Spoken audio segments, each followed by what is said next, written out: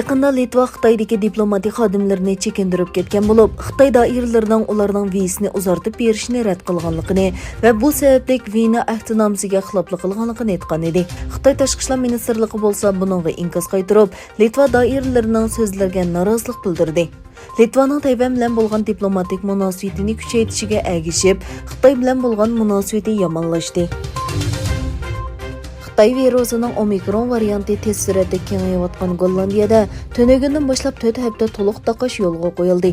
Faqat asosliq ehtiyoj ta'minlaydigan joylar uch holatda turadi. Juma kunidan boshlab Malayziyada yoqqan qattiq yomg'ir daryolarning teshishini keltirib chiqarib, nurg'un uy va korxonalarni suv besib ketdi. Minglagan sho'pirlar yo'lda to'xtab qoldi. Qattiq yomg'ir keltirib chiqargan kelkun sababidan kam deganda 30 ming odam tarqoqlashtirildi.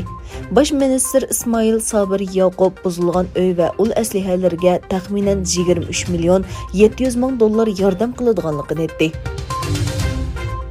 Angliyaning Yevropa ittifoqidan ayrilish suhbati, ya'ni Brexit suhbatiga rahbarlik qilgan ministr David Frost xizmatidan iste'fo berdi. Bosh ministr Boris Johnsonning ishxonasidan e'lon qilingan iste'fo xatiga qaraganda, Frost Angliyaning Yevropa ittifoqidan ayrilishi hozir kafolatga ega qilindi deb o'zining xizmatidan ayrilishni xohlaydiganligini bildirgan. Frost yana Yevropa ittifoqi bilan bo'lgan munosabatni qaytadan o'rnatishning uzun muddatlik vazifa ekanligini o'tirib qo'ygan. Egilenishicha, Armeniya parlamentining muavin boshlig'i Robin Robinyan Turkiya bilan bo'lgan munosabatni normallashtirish doirasida alohida vakil qilib tayinlangan.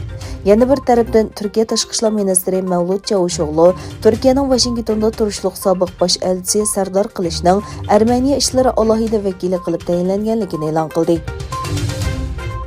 Aljeriyaning xalqaro futbol birlashmasi Arab Long'isi chempionligini tabriklash faoliyatida 2 kishining qazo qilganligi, 40 necha kishining yaralanganligi xabar qilindi.